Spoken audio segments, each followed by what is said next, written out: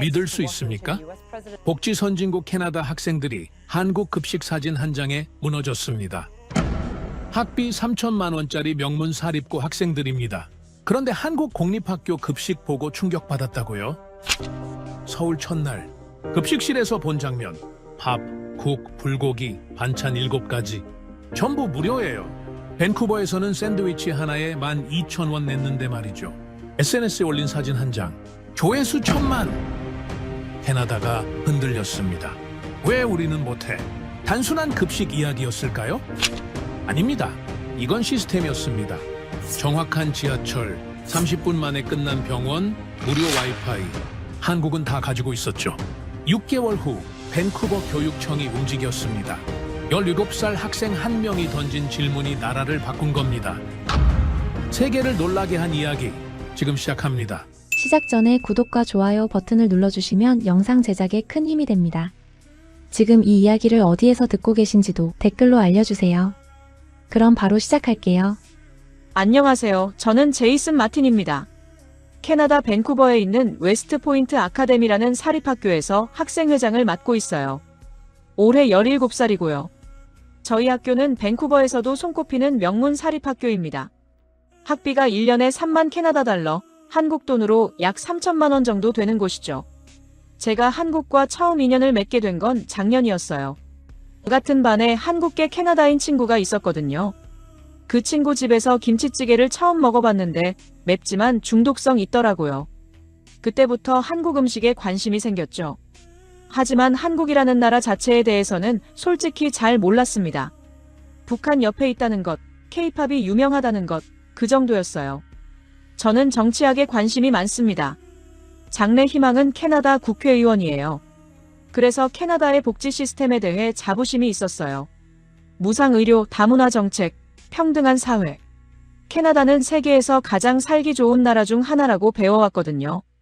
학교에서도 그렇게 가르쳤고요. 우리는 복지 선진국이다. 우리는 모두가 평등하게 사는 나라다. 2주 전이었습니다. 학교 강당에 전교생이 모였어요. 매년 이맘때면 아시아 교육 시찰 프로그램 발표가 있었거든요. 작년에는 싱가포르였고 재작년에는 일본이었습니다. 모두들 기대에 차 있었어요. 교장 선생님이 단상에 올라 마이크를 잡았습니다. 올해 아시아 교육 시찰 프로그램의 목적지가 결정되었습니다. 학생들이 웅성거렸어요. 올해는 대한민국 서울입니다. 강당이 조용해졌습니다. 잠깐의 침묵이 흘렀어요. 그리고 여기저기서 속삭임이 들렸습니다. 한국이요? 일본 아니고요? 왜 한국이에요? 제 옆에 앉은 친구 데이빗이 저를 쳐다봤습니다. 제이슨, 한국이래. 한국. 저도 당황스러웠어요. 교장 선생님이 계속 설명했습니다. 한국은 지난 70년간 놀라운 경제 성장을 이룬 나라입니다. 교육 시스템 또한 세계적으로 주목받고 있죠. 여러분은 서울의 설린고등학교와 일주일간 교류 프로그램을 진행하게 됩니다. 공립학교라는 말에 학생들이 또 웅성거렸어요. 저희는 사립학교 학생들이었거든요. 공립학교와 교류한다는 게 이상하게 느껴졌습니다. 강당을 나오자마자 복도는 시끄러웠습니다. 왜 한국이야? 일본이나 싱가포르가 훨씬 나은데. 한국에 뭐가 있다고? K-팝 말고 뭐 있어? 저도 솔직히 실망했어요. 일본은 선진국이고 깨끗하고 안전하다고 들었거든요. 싱가포르는 아시아의 금융 중심지고요. 그런데 한국은요? 솔직히 말하면 기대가 안 됐습니다. 점심시간에 친구들과 학생 식당에 모였습니다. 샌드위치를 사 먹으며 얘기를 나눴어요. 여기서 샌드위치 하나에 12 캐나다 달러였습니다. 제이슨, 너 학생회장이잖아. 뭐 좀 해봐. 데이빗이 말했어요. 목적지 바꿀 수 있는 거 아니야? 저는 고개를 저었습니다. 이미 결정된 거야. 학교가 한국교육청이랑 협약을 맺었대. 한국교육청? 거기가 우리한테 뭘 보여줄 수 있는데? 엠마가 물었어요. 엠마는 저희 학교에서 성적이 가장 우수한 학생이었습니다. 공립학교잖아. 우리랑 수준이 다를 텐데. 저도 같은 생각이었어요. 캐나다에서 공립학교와 사립학교의 차이는 컸거든요. 사립학교는 시설도 좋고 교사 1명당 학생 수도 적었어요. 공립학교는 예산이 부족하고 시설도 낙후되어 있었죠. 그냥 다녀오자. 어차피 일주일이면 끝나. 제가 말했습니다. 하지만 속으로는 계속 의문이 들었어요. 왜 하필 한국인가? 학교는 왜 일본이나 싱가포르 대신 한국을 선택한 걸까? 그날 저녁 집에 돌아와서 한국에 대해 검색했습니다. 서울, 인구 1,000만 명. 경제 규모 세계 10위권.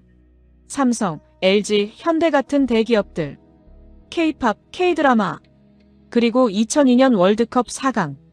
하지만 교육 시스템에 대한 정보는 별로 없었어요. 대부분 입시 경쟁이 치열하다는 내용뿐이었습니다. 학생들이 밤늦게까지 공부한다.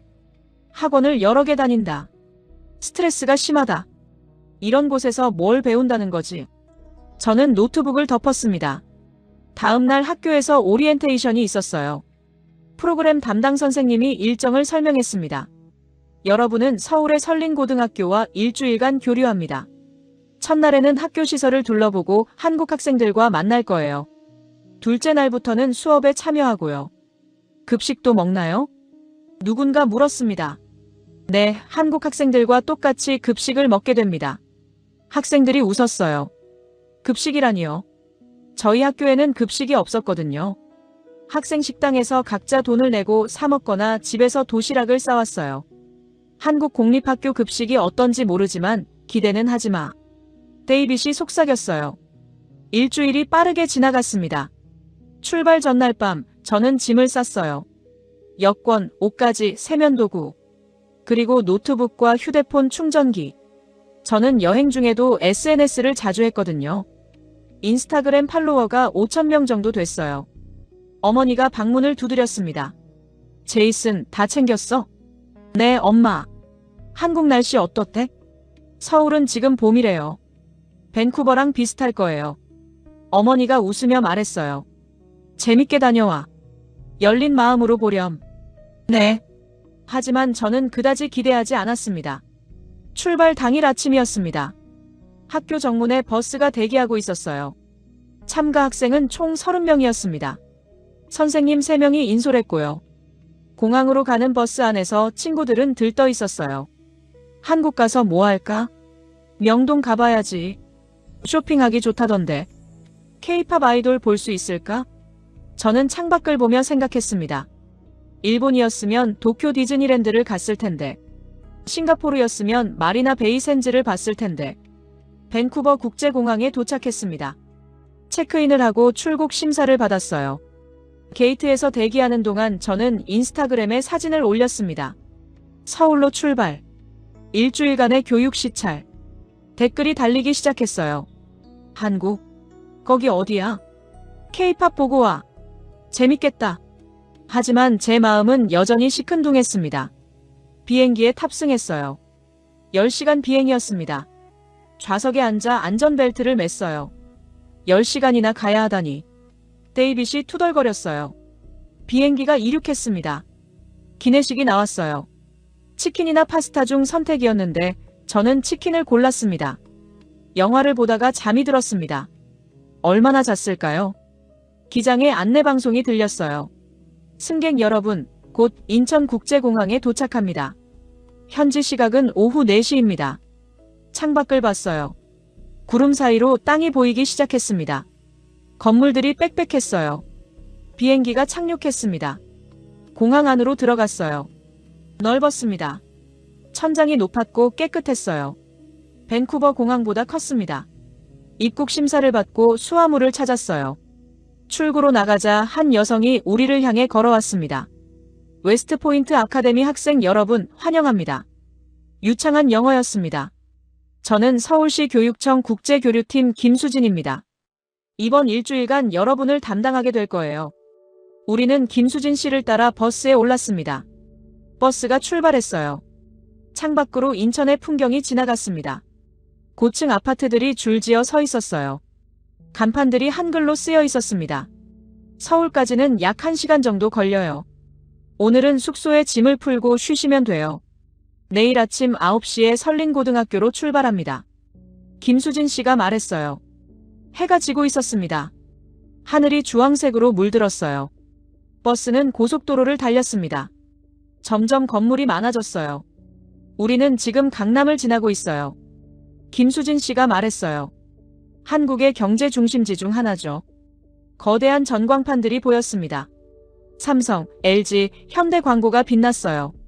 사람들이 인도를 걸었고 가게들은 불을 밝히고 있었습니다. 저는 놀랐어요.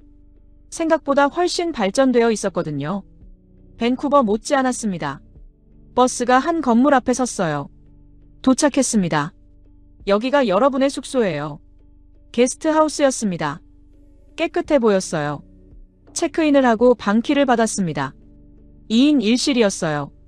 저는 데이빗과 같은 방을 썼습니다. 방은 작았지만 깨끗했어요. 침대 2개, 책상, 욕실. 창문으로 서울 야경이 보였습니다. 피곤하다. 데이빗이 침대에 누웠어요. 저는 가방을 풀며 생각했습니다. 내일부터 일주일간 뭘 보게 될까? 한국 공립학교는 어떨까? 솔직히 기대는 안 했어요. 그저 빨리 지나가길 바랐습니다. 캐나다는 복지 선진국이었고 저는 그걸 자랑스럽게 여겼어요. 한국이 우리보다 나을 리 없다고 생각했죠. 하지만 저는 몰랐어요. 내일 아침 제가 보게 될 것이 제 모든 생각을 바꿔놓을 거라는 걸요. 왜 하필 한국이었는지 그 질문에 답을 찾게 될 거라는 걸요. 아침 9시였습니다. 버스가 게스트하우스 앞에 도착했어요. 우리는 짐을 챙겨 버스에 올랐습니다. 서울의 아침 거리는 분주했어요. 설린고등학교까지는 30분 정도 걸려요.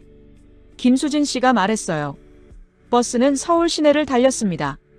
고층 빌딩들 사이로 학교 건물들이 보이기 시작했어요. 저기 보이는 게 설린고등학교예요. 5층짜리 건물이었어요. 깨끗했습니다. 정문에는 한글과 영어로 학교 이름이 쓰여 있었어요. 버스가 학교 정문 앞에 섰습니다.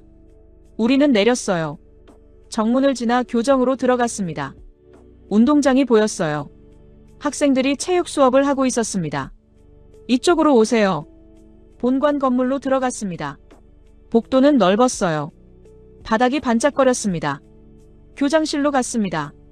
교장 선생님이 우리를 맞이했어요. 환영합니다. 저는 설린고등학교 교장 이정호입니다. 영어로 인사했습니다. 교장 선생님이 학교를 안내했습니다. 도서관, 컴퓨터실, 과학실을 둘러봤어요. 공립학교인데 시설이 좋네. 데이빗이 속삭였습니다. 저도 놀랐어요. 예상과 달랐거든요. 낡고 부족할 거라 생각했는데 저희 학교 못지않았습니다. 3층 교실로 갔어요. 한 교실 문을 열었습니다. 학생들이 일제히 우리를 봤어요. 여러분, 캐나다에서 온 친구들이에요. 학생들이 박수를 쳤습니다. 우리는 교실 뒤편에 앉았어요. 수학 수업이었습니다. 수업이 끝나고 쉬는 시간이 되었습니다. 한국 학생들이 우리에게 다가왔어요. 안녕하세요. 저는 김민준이에요. 한 남학생이 영어로 말했습니다. 제이슨이에요. 캐나다에서 왔어요? 네, 밴쿠버에서요. 민준이가 웃었습니다. 다른 학생들도 하나둘씩 다가와 인사했어요. 친절했습니다.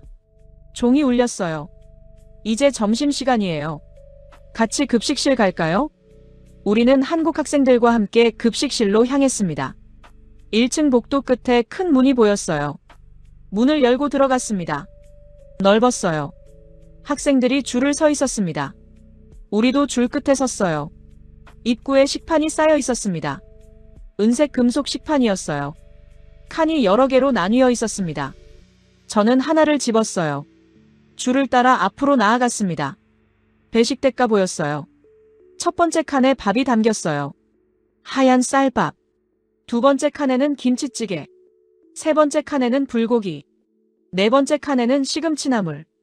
다섯 번째 칸에는 계란말이. 그리고 김치와 사과 조각. 저는 식판을 들고 테이블로 갔습니다. 친구들도 하나둘씩 자리에 앉았어요. 이거 다 먹는 거야? 데이빗이 물었어요. 이게 전부 무료예요? 엠마가 물었습니다. 민준이가 옆 테이블에 앉으며 고개를 돌렸어요. 무료요? 네, 급식은 무료예요. 모든 학생이 똑같이 먹어요. 공립학교는 다 무료예요. 저는 말을 잃었습니다. 무료라고요? 왜 무료인가요? 학생은 공부해야 하니까요. 밥을 잘 먹어야 공부를 잘하죠. 그래서 정부가 무료로 제공해요. 저는 친구들과 눈을 마주쳤습니다. 모두 놀란 표정이었어요. 밴쿠버에서 우리는 점심을 사 먹었습니다. 학생 식당에서 샌드위치나 피자를 샀어요. 한 끼에 12캐나다 달러씩 냈습니다. 반찬 같은 건 없었어요. 그런데 여기는 달랐습니다. 밥, 국, 고기, 채소, 계란, 김치, 과일. 7가지가 한 번에 나왔어요. 게다가 무료였습니다. 저는 숟가락을 들었습니다.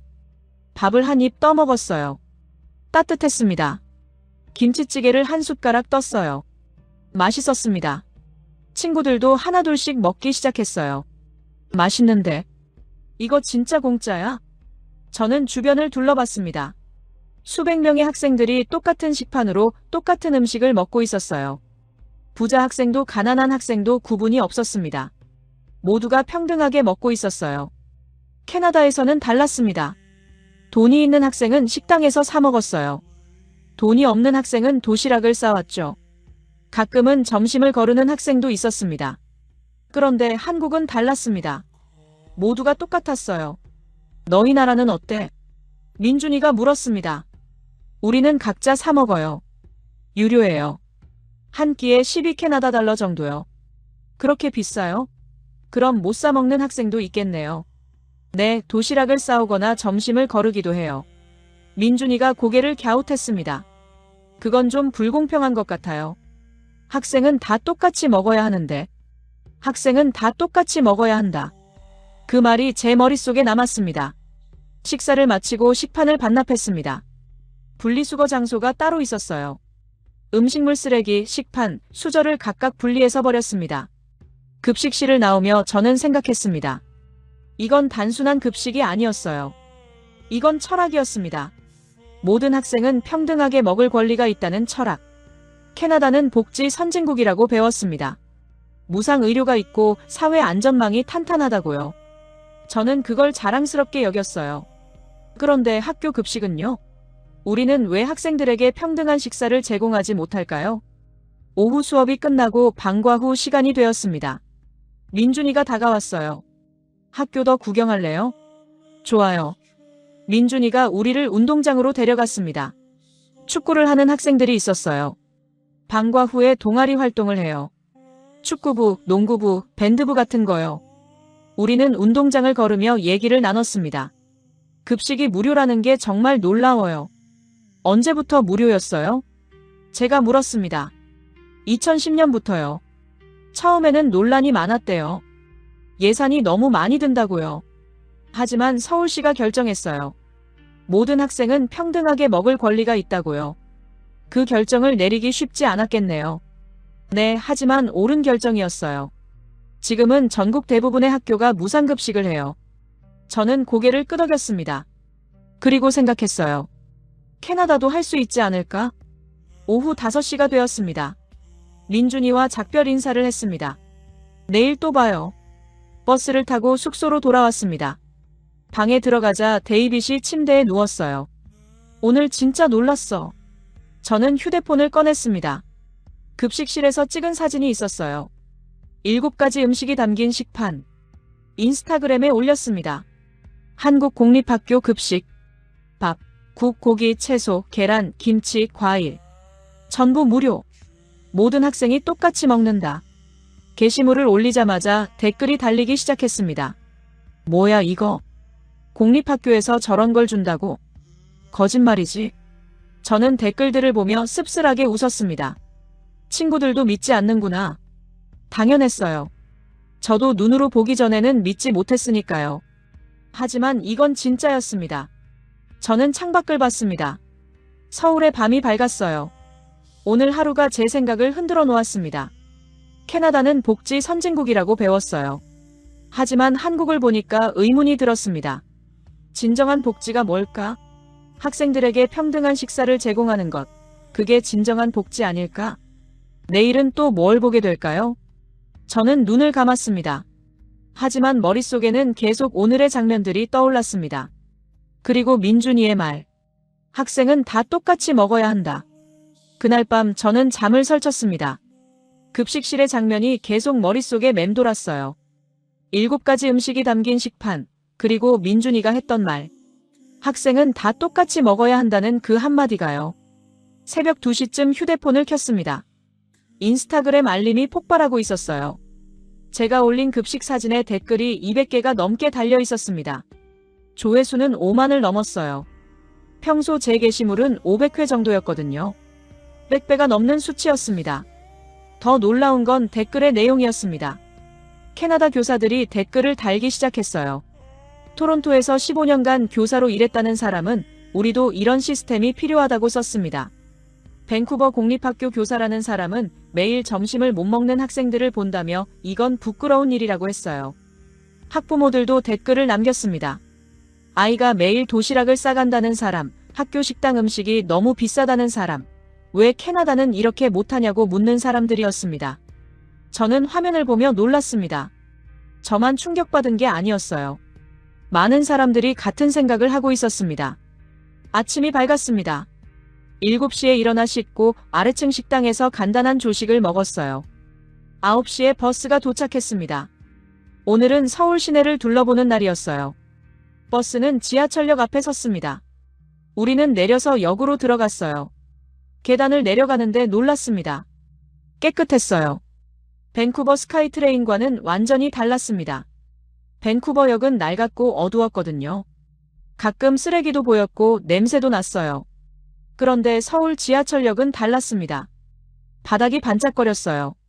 벽은 하얗고 조명은 밝았습니다. 사람들이 많았지만 정돈되어 있었어요. 개찰구를 지나 플랫폼으로 내려갔습니다. 그리고 또 놀랐어요.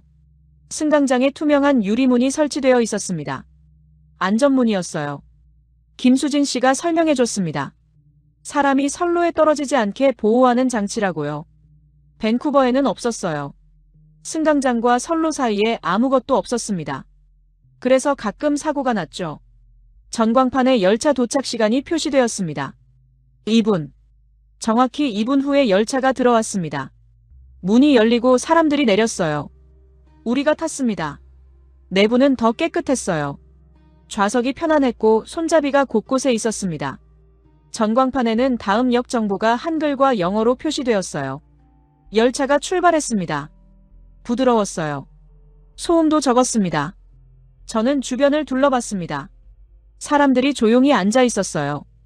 휴대폰을 보거나 책을 읽고 있었습니다. 시끄럽게 떠드는 사람이 없었어요. 한 할머니가 탔는데 좌석이 다 찼음에도 젊은 남자가 바로 일어나 자리를 양보했습니다. 할머니가 고개를 숙여 감사 인사를 했어요. 밴쿠버에서는 보기 힘든 광경이었습니다. 물론 가끔 자리를 양보하는 사람도 있었지만 흔하지 않았어요. 10분 후 강남역에 도착했습니다. 역이 컸습니다. 통로가 여러 갈래로 나뉘어 있었고 사람들로 붐볐어요. 하지만 혼란스럽지 않았습니다. 표지판이 잘 되어 있었고 사람들은 질서정연하게 움직였어요. 지상으로 올라왔습니다. 강남 거리가 펼쳐졌어요. 압도적이었습니다. 높은 빌딩들이 하늘을 찔렀어요. 거대한 전광판들이 빛났습니다. 삼성, LG, 현대 광고가 보였어요. 사람들로 북적였지만 거리는 깨끗했습니다. 쓰레기가 거의 보이지 않았어요. 밴쿠버 다운타운은 쓰레기통이 넘치고 길바닥에 담배꽁초가 흩어져 있었는데요. 저는 이상한 느낌이 들었습니다. 안전했어요. 밴쿠버에서는 다운타운을 걸을 때 항상 긴장했습니다. 가방을 꼭 쥐고 주변을 살피고 어두운 골목은 피했죠. 그런데 여기는 달랐습니다. 여자들이 혼자 걷고 있었어요.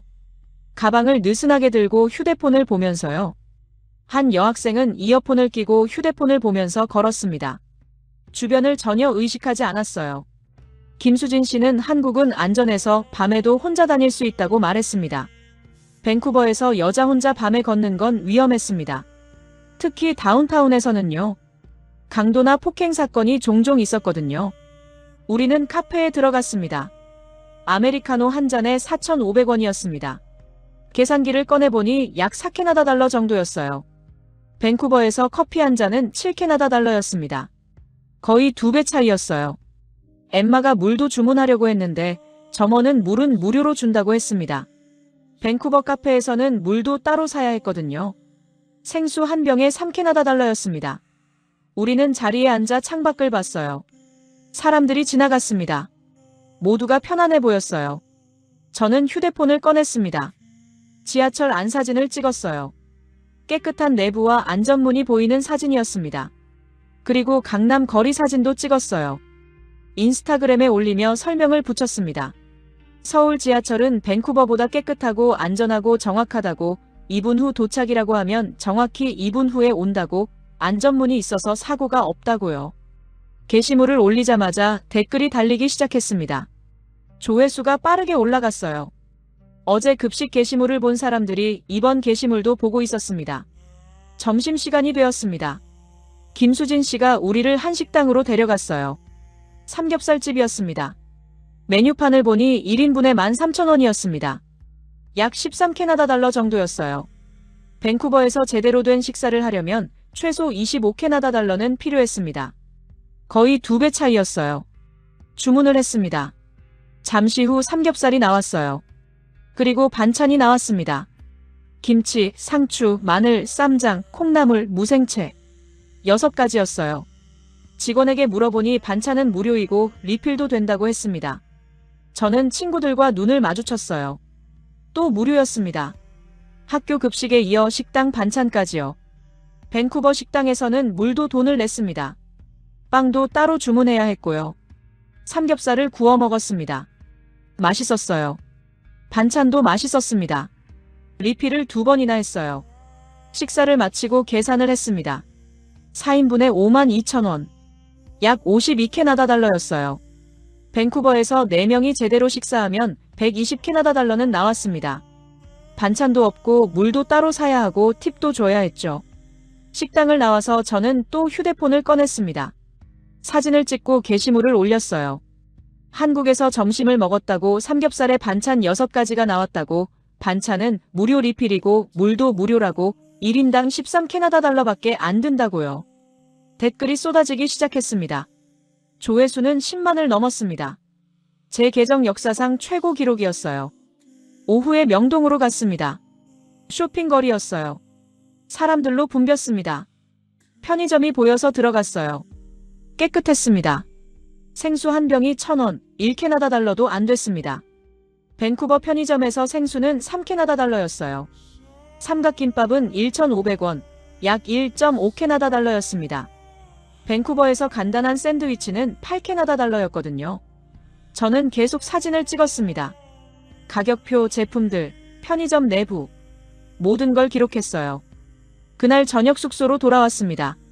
방에 들어가 침대에 누웠어요. 피곤했습니다. 휴대폰을 켰습니다. 알림이 폭발하고 있었어요. 제 게시물이 바이럴되고 있었습니다. 조회수는 50만을 넘었어요. 댓글도 수천 개였습니다. 처음에는 의심이었어요. 하지만 저는 계속 올렸고 다른 친구들도 올리기 시작했습니다. 데이빗이 지하철 영상을, 엠마가 편의점 가격표를 올렸어요. 우리의 게시물이 퍼지기 시작했습니다. 캐나다 전역으로요. 그리고 반응이 바뀌기 시작했어요. 한국이 어디에 있는지, 자기도 가고 싶다는, 왜 캐나다는 이렇게 못하냐는 댓글들이 달렸습니다. 교사들과 학부모들도 댓글을 달았습니다. 30년간 교사로 일했는데 학생들이 점심을 못 먹는 걸 봤다는 사람, 아이 학교 급식비가 한 달에 150캐나다 달러라 부담된다는 사람들이었어요. 저는 화면을 보며 놀랐습니다. 이건 단순한 여행기가 아니었어요. 이건 변화의 시작이었습니다. 창밖을 봤습니다. 서울의 밤이 빛나고 있었어요. 캐나다는 복지 선진국이라고 배웠습니다. 저는 그걸 자랑스럽게 여겼어요. 하지만 한국을 보니까 깨달았습니다. 진정한 복지는 구호가 아니었어요. 진정한 복지는 시스템이었습니다. 학생들에게 평등한 급식을 제공하는 시스템, 깨끗하고 안전한 대중교통 시스템, 저렴한 물가 시스템. 한국은 이 모든 걸 가지고 있었습니다. 저는 눈을 감았습니다. 내일은 또 뭘 보게 될까요? 셋째 날 아침이었습니다. 오늘은 서울 외곽 지역을 둘러보는 날이었어요.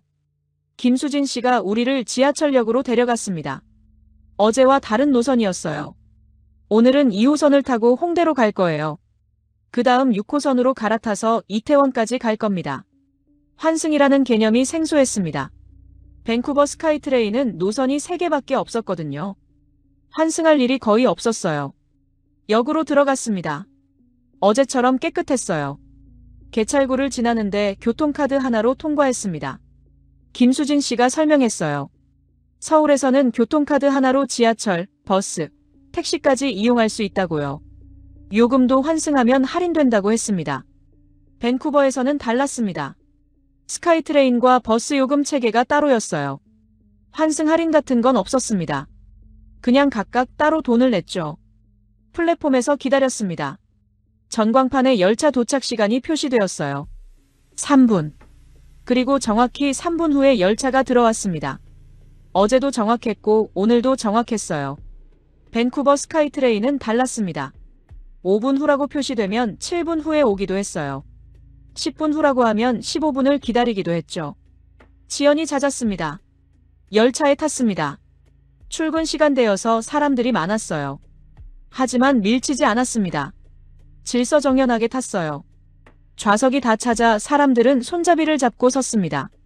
저는 차창 밖을 봤습니다. 열차가 지상 구간을 지날 때였어요. 서울의 아침 풍경이 보였습니다. 아파트들, 빌딩들, 그리고 한강. 강이 넓었어요.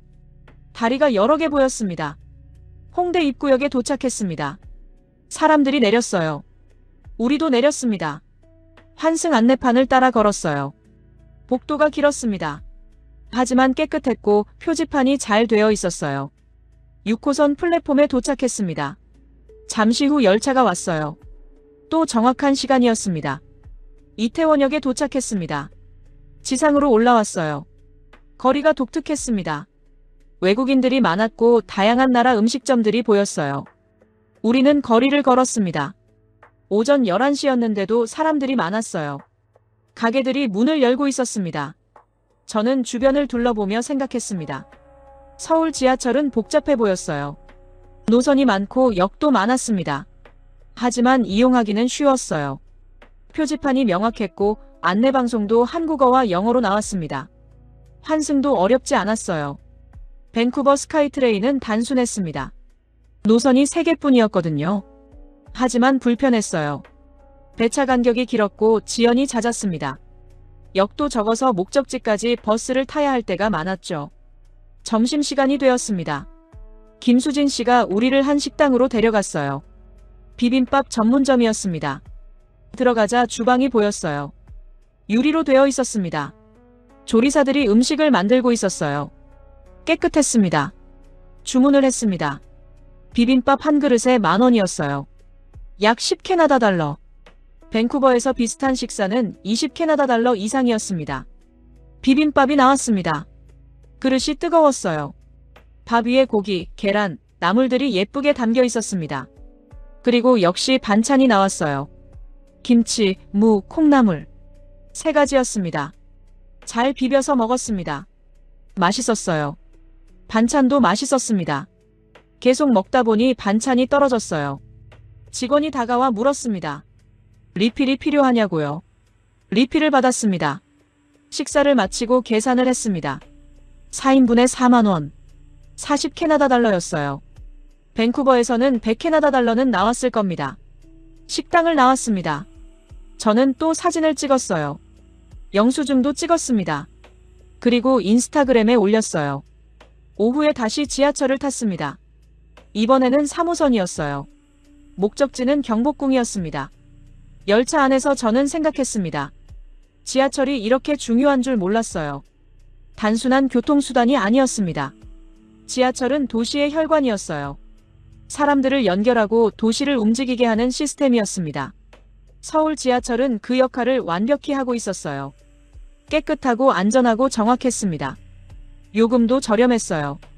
기본 요금이 1,400원, 약 1.4캐나다 달러였습니다. 밴쿠버 스카이트레인은 어땠을까요?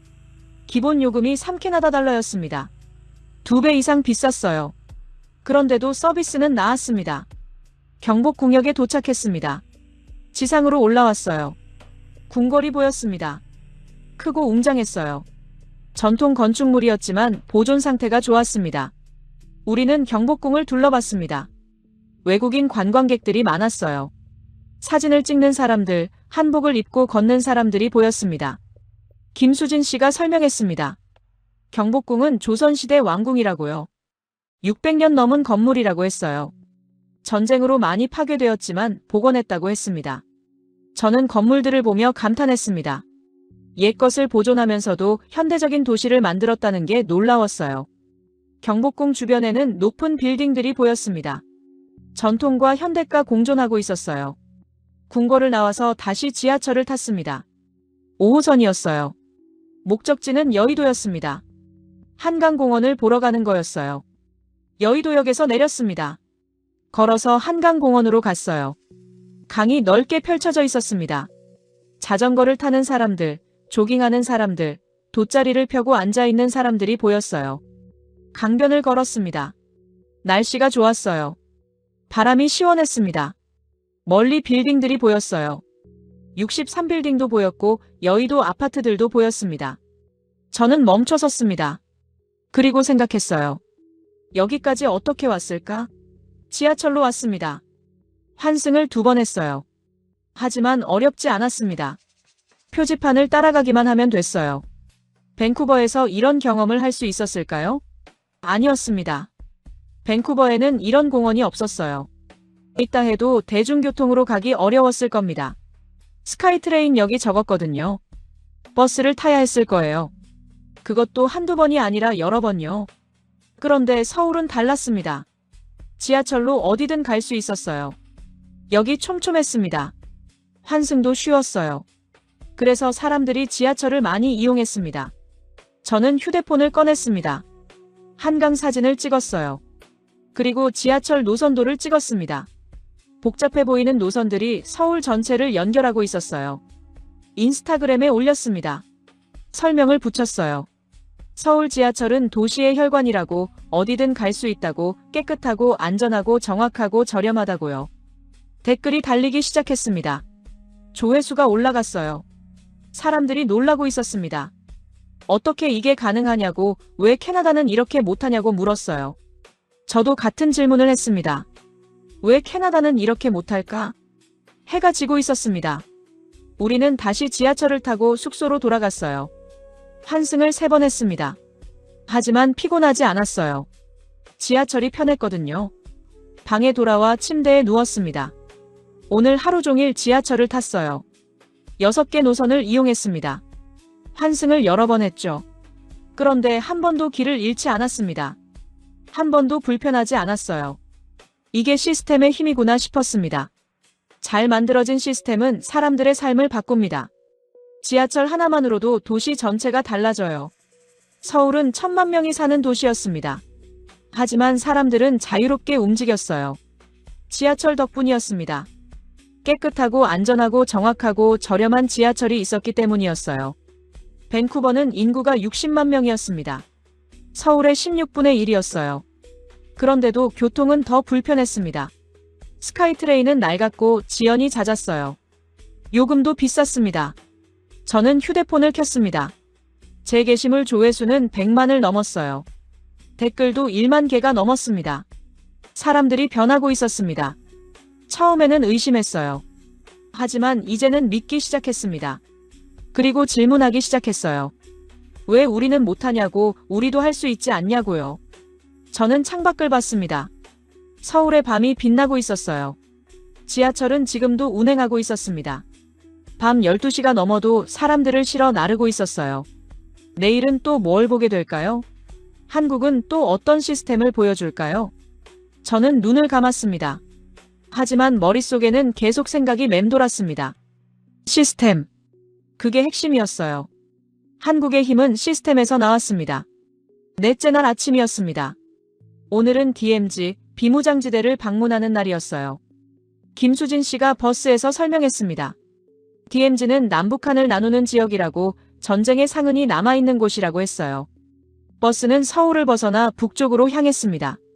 고속도로를 달렸어요. 점점 건물이 줄어들고 산과 들판이 보이기 시작했습니다. 1시간쯤 지났을까요? 버스가 갑자기 멈췄습니다.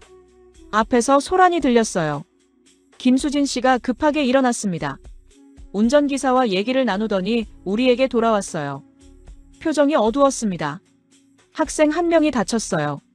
계단에서 내려오다가 발목을 삐끗했대요. 엠마였습니다. 버스 뒷좌석에 앉아 있었는데 화장실을 가려고 일어서다가 균형을 잃었다고 했어요. 발목이 부어올라 있었습니다. 병원에 가야 할 것 같아요. 김수진 씨가 말했습니다. 가장 가까운 병원은 파주에 있었어요. 버스는 방향을 틀어 병원으로 향했습니다. 20분 후 한 종합병원 앞에 도착했어요. 저는 엠마와 함께 병원에 들어갔습니다. 데이빗과 김수진 씨도 함께였어요. 나머지 친구들은 버스에서 기다렸습니다. 응급실로 갔습니다. 접수를 했어요.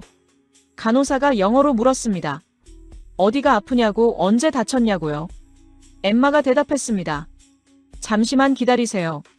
5분도 안 되어 간호사가 다시 나왔습니다. 엠마를 진료실로 안내했어요. 저희도 함께 들어갔습니다. 의사가 영어로 물었습니다. 발목을 어떻게 다쳤는지, 얼마나 아픈지요. 엠마가 설명했습니다.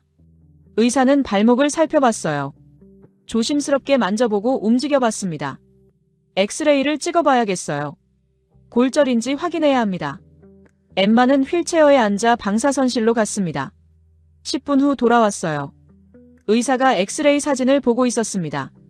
다행히 골절은 아니에요. 인대가 늘어난 것 같습니다. 2주 정도 조심하면 괜찮아질 거예요. 의사는 처방전을 썼습니다. 소염제와 파스를 처방했어요.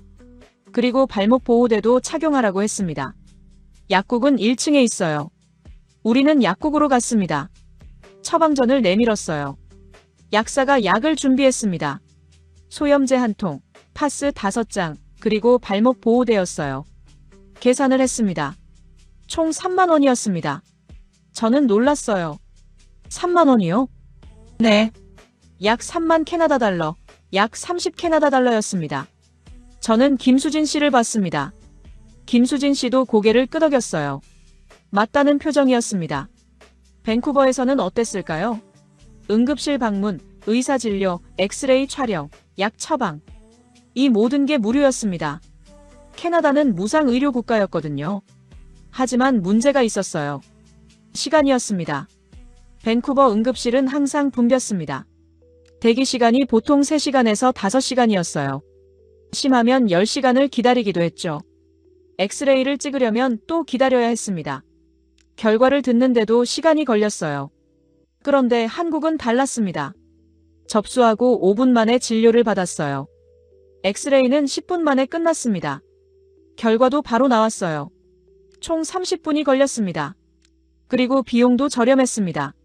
30 캐나다 달러. 밴쿠버에서는 의료비가 무료였지만 만약 유료였다면 몇백 캐나다 달러는 나왔을 거예요. 빠르고 저렴했습니다. 2마리 토끼를 다 잡은 시스템이었어요. 병원을 나왔습니다.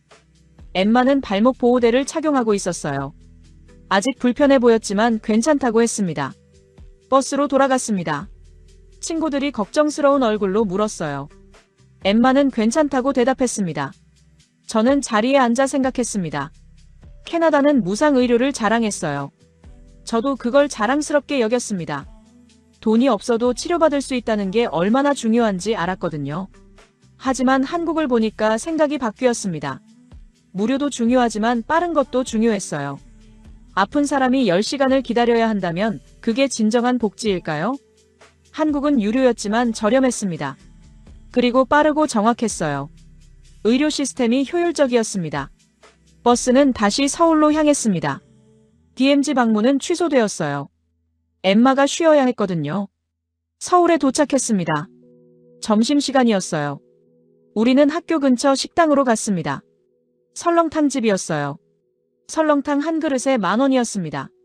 주문을 했어요. 설렁탕이 나왔고 역시 반찬도 나왔습니다. 김치, 깍두기, 겉절이.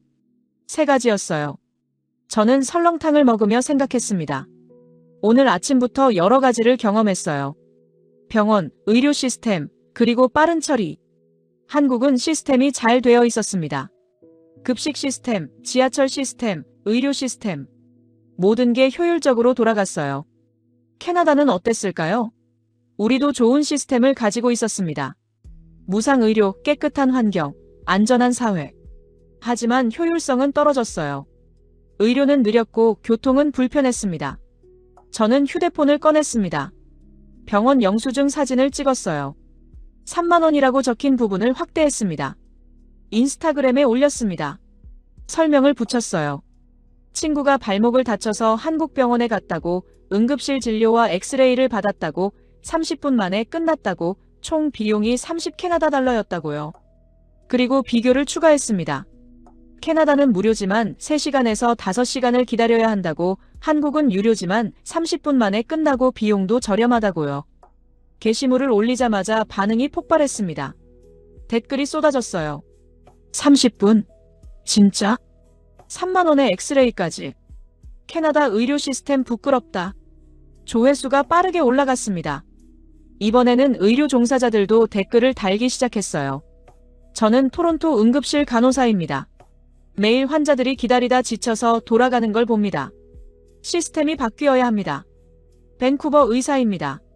한국 의료 시스템을 배워야 합니다. 저는 화면을 보며 놀랐습니다. 의료 전문가들도 인정하고 있었어요. 캐나다 의료 시스템의 문제를요. 오후에 숙소로 돌아왔습니다. 엠마는 방에서 쉬었어요. 저는 데이빗과 함께 근처를 산책했습니다. 편의점에 들어갔습니다. 음료수를 사려고요. 계산대 옆에 작은 의료용품 코너가 있었어요. 파스, 밴드, 소독약이 진열되어 있었습니다. 저는 파스를 집어들었습니다. 가격표를 봤어요. 3,000원. 약 3캐나다 달러였습니다. 밴쿠버 편의점에서 비슷한 파스는 10캐나다 달러 이상이었어요. 편의점을 나왔습니다. 저는 데이빗에게 말했습니다. 모든 게 저렴해. 음식도, 교통도, 의료도. 응. 그런데 질은 떨어지지 않아. 오히려 더 좋은 것 같아. 데이빗이 대답했습니다. 맞았습니다. 저렴하다고 해서 질이 나쁜 게 아니었어요. 한국은 저렴하면서도 질이 좋았습니다. 어떻게 이게 가능할까요? 저는 생각했습니다. 아마 규모의 경제 때문일 거예요. 인구가 많으니까 대량 생산이 가능하고 그래서 가격이 낮아지는 거죠. 그리고 경쟁도 치열했습니다. 식당도 많고 병원도 많고 편의점도 많았어요. 경쟁이 가격을 낮추고 질을 높였습니다. 캐나다는 달랐습니다. 인구가 적었어요. 밴쿠버는 60만 명이었습니다. 규모의 경제가 작동하기 어려웠어요. 경쟁도 적었습니다. 선택지가 많지 않았죠. 그날 저녁 저는 또 게시물을 올렸습니다. 오늘 하루 경험한 것들을 정리했어요. 병원, 의료비, 처리 속도, 그리고 편의점 의약품 가격까지요. 댓글이 달렸습니다. 조회수는 200만을 넘었습니다. 제 계정 팔로워는 2만 명으로 늘어났어요. 일주일 전만 해도 5천 명이었는데요. 저는 창밖을 봤습니다. 서울의 밤이 또 빛나고 있었어요. 캐나다의 자부심이 무너지고 있었습니다. 복지 선진국이라는 자부심, 최고의 의료 시스템이라는 자부심. 한국을 보니까 그게 전부가 아니라는 걸 알았어요. 진정한 복지는 무료가 아니었습니다. 진정한 복지는 효율이었어요. 빠르고 정확하고 저렴한 시스템. 그게 진정한 복지였습니다. 한국은 그걸 가지고 있었어요. 5째 날 아침이었습니다. 엠마는 많이 나아졌어요. 발목이 아직 불편했지만 걸을 수는 있었습니다. 오늘은 자유시간이었어요. 김수진 씨가 우리에게 말했습니다. 오전에는 각자 원하는 곳을 둘러보고 오후에는 코엑스 스타필드 도서관에서 만나자고요. 저는 데이빗, 엠마와 함께 명동으로 갔습니다. 쇼핑을 하고 싶었거든요. 지하철을 타고 명동역에서 내렸어요. 역에서 나오자마자 놀랐습니다. 와이파이가 잡혔어요. 공공 와이파이였습니다. 휴대폰 설정을 보니 솔프리 WI-파이라고 표시되어 있었어요. 데이터를 쓰지 않고도 인터넷을 할 수 있었습니다. 지도를 검색했어요. 빠르게 로딩되었습니다. 밴쿠버에서는 달랐습니다. 공공 와이파이가 거의 없었어요. 도서관이나 카페에서만 가능했죠. 거리에서는 데이터를 써야 했습니다. 그런데 서울은 어디서나 와이파이가 잡혔어요. 지하철역, 버스 정류장, 거리, 공원. 어디서든 무료로 인터넷을 쓸 수 있었습니다. 명동 거리를 걸었습니다. 사람들로 붐볐어요. 화장품 가게, 옷가게, 음식점이 즐비했습니다. 한 식당 앞을 지나는데 키오스크가 보였어요. 터치스크린으로 주문하는 기계였습니다. 사람들이 화면을 터치하며 메뉴를 선택하고 있었어요. 저희도 들어가 봤습니다. 치킨집이었어요. 입구에 키오스크가 2대 있었습니다. 한 대는 한국어, 다른 한 대는 영어, 중국어, 일본어를 지원했어요. 영어 메뉴를 선택했습니다. 화면에 치킨 종류가 나왔어요. 사진과 설명이 있었습니다. 하나를 선택했어요. 사이드 메뉴를 고르라고 나왔습니다. 감자튀김을 선택했어요. 음료를 고르라고 나왔습니다. 콜라를 선택했습니다. 결제 화면이 나왔어요. 총 2만 원이었습니다. 카드를 넣었어요. 결제가 완료되었습니다. 영수증이 나왔고 번호표가 인쇄되었어요. 자리에 앉아 기다렸습니다. 10분 후 직원이 치킨을 가져다 줬어요. 번호를 부르지 않고 테이블로 직접 가져다 줬습니다. 키오스크 편하네. 데이빗이 말했습니다. 맞았습니다. 직원과 대화하지 않아도 됐어요. 영어가 서툰 사람도 쉽게 주문할 수 있었습니다. 메뉴를 천천히 고를 수 있었어요. 사진을 보면서 선택할 수 있었죠. 밴쿠버에서도 키오스크가 있었습니다. 맥도날드 같은 대형 체인점이에요. 하지만 많지 않았어요. 대부분 식당은 여전히 사람이 주문을 받았습니다. 그런데 서울은 달랐습니다. 작은 치킨집에도 키오스크가 있었어요. 카페에도 있었고 분식집에도 있었습니다. 디지털화가 일상에 스며들어 있었어요. 치킨을 먹고 나왔습니다. 길을 걷다가 편의점이 보였어요. 들어갔습니다. 편의점도 놀라웠습니다. 계산대가 자동이었어요. 셀프 계산대였습니다. 물건을 바코드에 찍으면 자동으로 가격이 계산되었어요. 카드나 휴대폰으로 결제할 수 있었습니다. 생수 한 병을 집었습니다. 바코드를 찍었어요. 화면에 1,000원이 표시되었습니다. 카드를 갖다 댔어요. 삐소리와 함께 결제가 완료되었습니다. 영수증이 출력되었어요. 직원이 필요 없었습니다. 혼자서 다 할 수 있었어요. 편의점을 나오며 저는 생각했습니다. 디지털화가 이렇게 진행되어 있다니요. 그리고 이게 일상이라니요. 밴쿠버에서는 상상하기 어려운 일이었습니다. 셀프 계산대가 있는 곳도 있었지만 많지 않았어요. 대부분 사람이 계산했습니다. 오후가 되었습니다. 우리는 지하철을 타고 삼성역으로 갔어요. 코엑스로 가는 길이었습니다.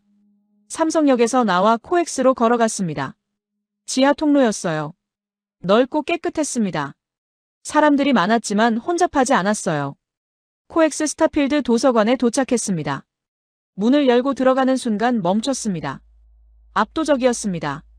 천장까지 닿는 책장들이 사방을 둘러싸고 있었어요. 수만 권의 책이 진열되어 있었습니다. 가운데는 열람 공간이었어요.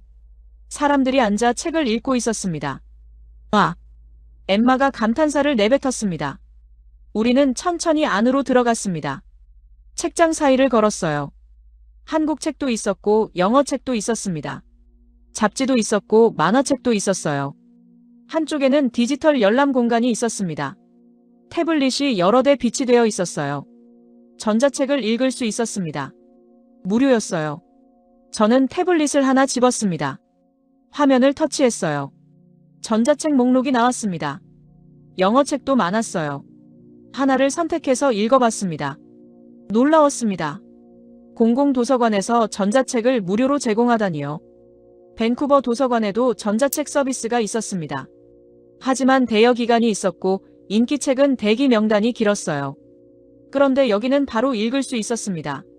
대기도 없었어요. 김수진 씨가 우리를 불렀습니다. 다 같이 모였어요. 오늘 오전은 어땠어요? 우리는 경험을 나눴습니다. 키오스크 얘기, 셀프 계산대 얘기, 공공 와이파이 얘기를 했어요. 김수진 씨가 웃으며 말했습니다. 한국은 디지털 강국이에요. 정부가 일찍부터 인터넷 인프라에 투자했거든요. 지금은 세계에서 인터넷 속도가 가장 빠른 나라 중 하나예요. 공공 와이파이도 정부가 제공하는 거예요? 제가 물었습니다. 네, 서울시가 제공해요. 인터넷은 기본 권리라고 생각하거든요. 누구나 접근할 수 있어야 한다고요. 인터넷은 기본 권리. 그 말이 제 머릿속에 남았습니다. 밴쿠버에서는 달랐습니다. 인터넷은 상품이었어요. 돈을 내고 사는 거였죠. 데이터 요금이 비쌌습니다. 무제한 요금제는 한 달에 100캐나다 달러가 넘었어요. 그런데 한국은 인터넷을 권리로 받습니다. 그래서 공공 와이파이를 제공했어요. 누구나 무료로 쓸 수 있게요. 저녁 시간이 되었습니다. 우리는 코엑스 지하 푸드코트로 갔어요. 다양한 음식점이 있었습니다. 한 분식집 앞에 섰습니다. 여기도 키오스크가 있었어요. 떡볶이를 주문했습니다. 화면을 터치하며 메뉴를 골랐어요. 맵기 단계도 선택할 수 있었습니다. 결제를 했어요. 진동벨이 나왔습니다. 자리에 앉아 기다렸습니다. 5분 후 진동벨이 울렸어요. 음식을 가지러 갔습니다. 떡볶이를 먹으며 저는 주변을 둘러봤습니다. 푸드코트는 붐볐어요. 하지만 효율적으로 돌아가고 있었습니다. 키오스크 덕분이었어요. 주문이 빨랐고 대기줄이 없었습니다. 저는 휴대폰을 꺼냈습니다. 키오스크 사진을 찍었어요. 셀프 계산대 사진도 찍었습니다. 그리고 도서관 태블릿 사진도 찍었어요. 인스타그램에 올렸습니다. 설명을 붙였어요. 한국은 디지털 강국이라고, 키오스크가 어디에나 있다고, 공공 와이파이가 무료라고, 전자책도 무료로 읽을 수 있다고요. 그리고 덧붙였습니다. 한국 정부는 인터넷을 기본 권리로 본다고, 누구나 접근할 수 있어야 한다고 생각한다고요. 댓글이 달리기 시작했습니다. 인터넷이 기본 권리? 캐나다는 왜 데이터 요금이 이렇게 비싼 거야? 부럽다. 조회수가 올라갔습니다. 이번에는 IT 업계 사람들도 댓글을 달았어요. 저는 밴쿠버에서 소프트웨어 개발자로 일합니다. 캐나다 인터넷 인프라는 후진국 수준입니다. 토론토 IT 회사 직원입니다. 한국을 배워야 합니다. 저는 화면을 보며 생각했습니다. 디지털화는 단순한 기술이 아니었어요. 디지털화는 평등이었습니다. 키오스크는 언어 장벽을 없앴어요. 외국인도 쉽게 주문할 수 있었습니다. 공공 와이파이는 경제적 장벽을 없앴어요. 돈이 없어도 인터넷을 쓸 수 있었습니다. 전자책은 물리적 장벽을 없앴어요. 도서관에 가지 않아도 책을 읽을 수 있었죠. 한국은 디지털을 통해 평등을 만들고 있었습니다. 캐나다는 어땠을까요? 우리도 기술은 있었습니다. 하지만 접근성이 떨어졌어요. 인터넷은 비쌌고 공공 와이파이는 적었습니다. 키오스크도 많지 않았어요. 그날 밤 숙소로 돌아왔습니다. 저는 침대에 누워 천장을 봤어요. 한국에 온 지 5일째였습니다. 5일 동안 저는 많은 걸 봤어요. 무상급식, 깨끗한 지하철, 저렴한 의료비, 그리고 오늘 본 디지털 인프라까지요. 이 모든 게 연결되어 있었습니다. 시스템이었어요. 잘 만들어진 시스템이 사람들의 삶을 바꿨습니다. 평등을 만들었고 편리함을 제공했어요. 캐나다는 복지 선진국이라고 배웠습니다. 하지만 한국을 보니까 알았어요. 진정한 선진국은 구호가 아니라 시스템으로 증명된다는 걸요. 저는 눈을 감았습니다. 내일은 마지막 날이었어요. 내일은 또 뭘 보게 될까요? 6째 날, 마지막 날 아침이었습니다. 오늘은 서울시청에 가는 날이었어요. 제 SNS 게시물이 한국에서도 화제가 되었다고 했습니다. 서울시 교육청에서 우리를 초대했어요. 버스를 타고 서울시청으로 향했습니다. 큰 건물이었어요. 유리로 된 현대적인 건물이었습니다. 회의실로 안내되었습니다. 긴 테이블이 있었고 여러 사람들이 기다리고 있었어요. 교육청 관계자, 서울시 공무원, 그리고 정책 위반자들이었습니다. 한 중년 남성이 일어나 인사했습니다. 박철수 서울시 교육청 정책국장이라고 소개했어요. 여러분의 SNS 게시물을 봤습니다. 캐나다뿐 아니라 한국에서도 큰 반향을 일으키고 있더군요. 박 국장은 웃으며 말했습니다. 여러분이 경험한 무상급식에 대해 설명드리고 싶습니다. 무상급식은 2010년부터 시작되었어요. 처음에는 논란이 많았습니다. 예산이 너무 많이 든다고, 세금 낭비라고 비판하는 사람들이 많았죠. 화면에 자료가 나왔습니다. 그래프와 숫자들이었어요. 하지만 서울시는 결정했습니다. 모든 학생은 평등하게 먹을 권리가 있다고요. 부자 학생이든 가난한 학생이든 차별 없이 영양가 있는 식사를 제공해야 한다고 생각했어요. 저는 고개를 끄덕였습니다. 민준이가 했던 말과 똑같았어요. 처음 1년은 힘들었습니다. 예산 부족으로 질이 떨어질까봐 걱정했죠. 하지만 시스템을 개선했어요. 식재료를 직접 구매하고 영양사를 배치하고 조리시설을 현대화했습니다. 그 결과 질은 오히려 높아졌어요. 다른 관계자가 말을 이었습니다. 이정민 영양정책과장이었어요. 현재 서울시 모든 공립학교에서 무상급식을 제공합니다. 하루 평균 80만 명의 학생이 급식을 먹어요. 1인당 급식비는 약 4,500원입니다. 서울시 연간 예산은 약 5천억 원이 투입되죠. 엄청난 금액이었습니다. 하지만 그만큼 가치가 있다고 했어요. 무상급식의 효과는 분명했습니다. 첫째, 학생들의 영양 상태가 개선되었어요. 둘째, 가정의 경제적 부담이 줄었습니다. 셋째, 무엇보다 학생들 사이의 차별이 사라졌어요. 차별이 사라졌다는 말이 제 귓가에 울렸습니다. 밴쿠버에서는 점심시간이 차별의 시간이었어요. 비싼 음식을 사 먹는 학생, 도시락을 싸오는 학생, 아무것도 먹지 못하는 학생으로 나뉘었죠. 그런데 한국은 모두가 똑같았습니다. 똑같은 식판에 똑같은 음식을 먹었어요. 그게 평등이었습니다. 한 공무원이 말했습니다. 사실 한국은 가난했어요. 1960년대만 해도 세계 최빈국 중 하나였습니다. 먹을 게 없었죠. 많은 아이들이 학교에 가지 못했어요. 굶주렸습니다. 공무원은 잠시 말을 멈췄습니다. 그래서 알아요. 배고픔이 뭔지, 불평등이 뭔지요. 그래서 결심했어요. 다음 세대는 그렇게 살지 않게 하겠다고. 모든 아이는 배불리 먹고 공부할 권리가 있다고요. 다음 세대는 그렇게 살지 않게. 그 말이 제 가슴을 쳤습니다. 한국은 과거의 고통을 기억했어요. 그리고 그 고통을 다음 세대에게 물려주지 않으려고 노력했습니다. 무상급식은 그 노력의 결과였어요. 회의가 끝났습니다. 우리는 서울시청을 나왔어요. 버스를 타고 인천공항으로 향했습니다. 창밖으로 서울이 지나갔습니다. 고층 빌딩들, 깨끗한 거리들, 빠르게 움직이는 사람들. 일주일 전 처음 봤을 때와는 달랐어요. 이제는 이해할 수 있었습니다. 이 도시가 어떻게 돌아가는지, 어떤 철학으로 만들어졌는지요. 인천공항에 도착했습니다.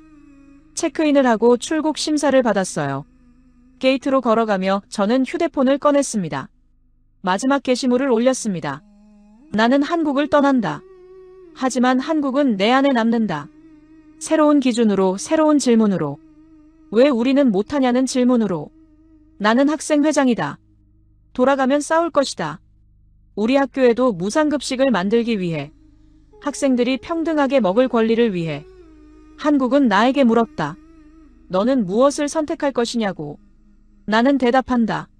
나는 변화를 선택한다고. 게시물을 올리자마자 댓글이 쏟아졌습니다.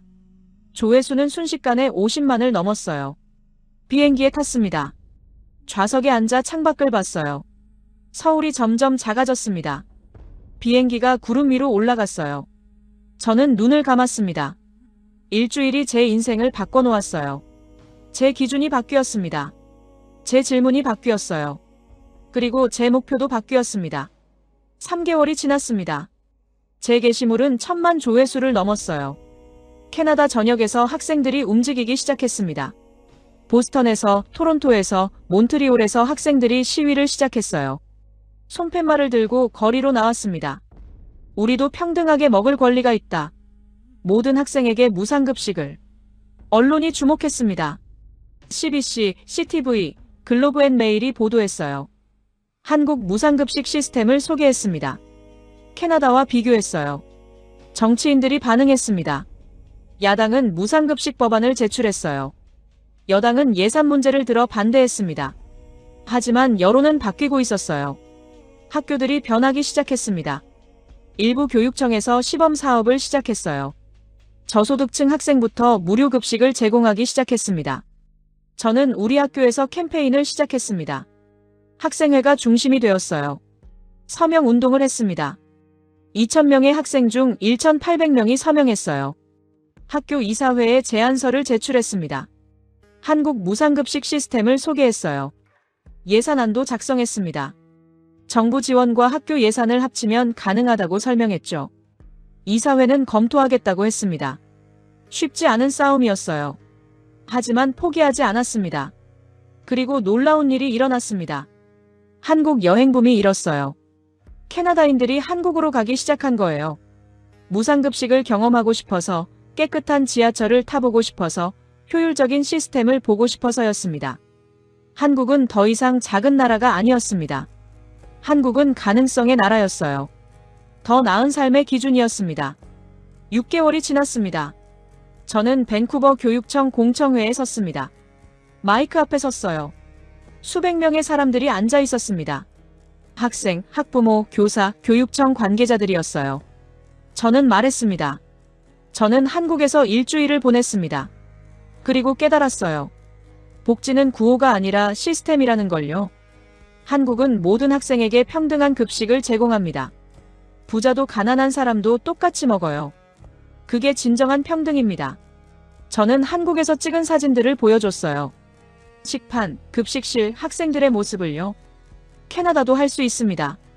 예산이 문제라고 하지만 이건 우선순위의 문제예요. 우리가 학생들을 우선으로 둔다면 가능합니다. 박수가 터져나왔습니다. 사람들이 일어섰어요. 공청회가 끝나고 많은 사람들이 저에게 다가왔습니다.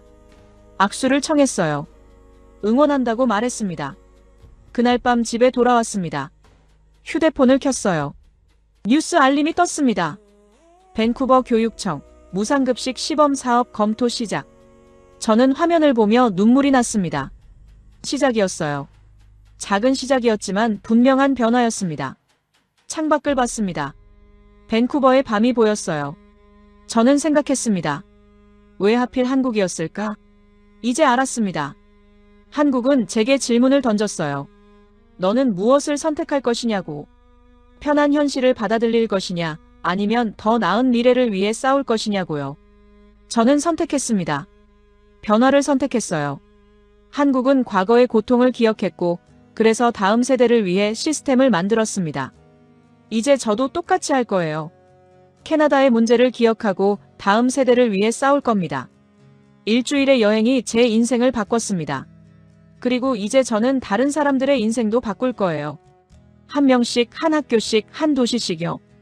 한국에서 배운 가장 중요한 교훈은 이거였습니다. 변화는 가능하다는 것. 시스템은 바뀔 수 있다는 것. 그리고 그 변화는 한 사람의 질문에서 시작된다는 것. 저는 그 질문을 던졌습니다. 왜 우리는 못하는가? 이제 답을 찾을 차례였습니다. 할 수 있다고, 우리도 할 수 있다고 증명할 차례였어요.